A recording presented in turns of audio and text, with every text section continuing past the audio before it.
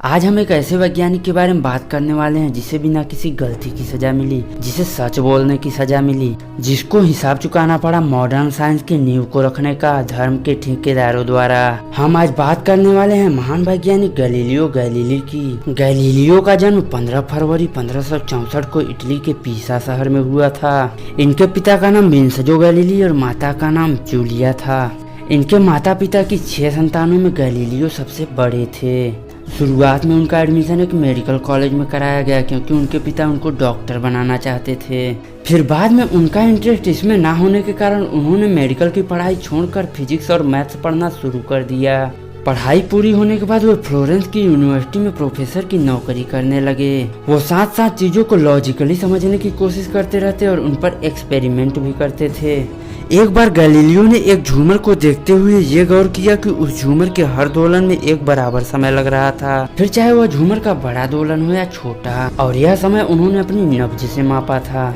इस पर उन्होंने काफी डीप में स्टडी किया क्योंकि इससे वो पेंडुलम वाली घड़ी बनाना चाहते थे, पर काफी कोशिशों के बाद भी वो पेंडुलम वाली घड़ी नहीं बना सके। लेकिन इस अध्ययन से उन्होंने ग्रीक फिलोसोफर अरस्तु के बताए गए एक नियम को गलत साबित कर दिया। अरस्तु ने बताया हुआ था कि अगर दो वस्तुओं को जिनका भार अलग अलग हो, उनको अगर किसी ऊंचाई से जमीन पर छोड़ा जाए तो भारी वस्तु हल्की वस्तु से पहले जमीन पर पहुंचेगी। इस बात का खंडन करते हुए गैलीलियो ने यह बताया था कि हल्की और भारी दोनों वस्तुएं एक साथ जमीन पर गिरेंगी। गैलीलियो ने प्रकाश की गति को भी नापने की कोशिश करी थी।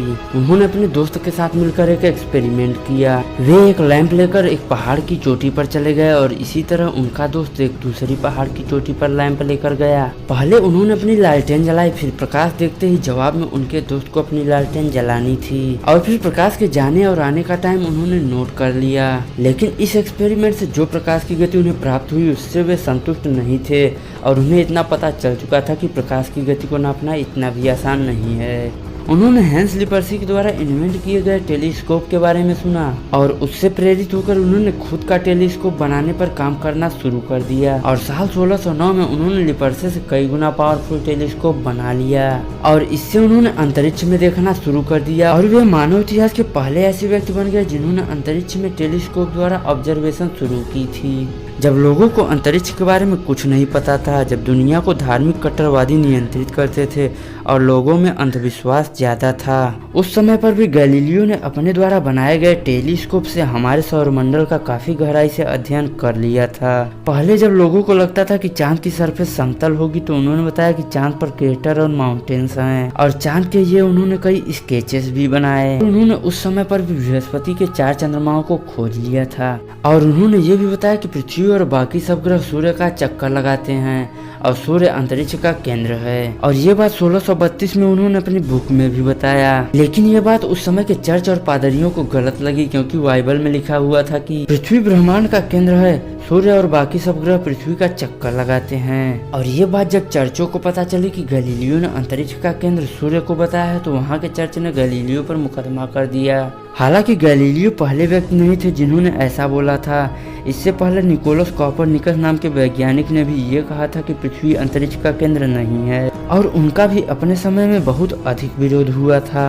फिर चर्च ने गैलीलियो से ये कहा कि अगर आप इन सब के लिए माफी मांगो और ये बोलो कि मैं उस नियम की आलोचना करता हूँ जो ये कहता है कि सूर्य अंतरिक्ष का केंद्र है, तो हम तुम्हारी सजा कम कर सकते हैं। और डरे हुए गैलीलियो ने वो सब किया जो चर्च ने कहा और वो बाद में काफी निराश भी हुए। फिर भी चर्च ने उन्हें उम्र कैद की सजा दे दी जिसे बदलकर बाद में हाउस अरेस्ट कर दिया गया और इटली में उनकी लिखी हुई पुस्तक पर भी बैन लगा दिया गया और साल 1642 में उनकी मौत हो गई। मरने के बाद गैलीलियो को फ्लोरेंस के बेसिलिका ऑफ सेंटा क्रूसी चर्च में दफनाने भी नहीं दिया गया क्योंकि उन्होंने धार्मिक विश्वासों को ठेस पहुंचाया था, इसलिए उनको किसी दूसरे स्थान पर दफनाना पड़ा।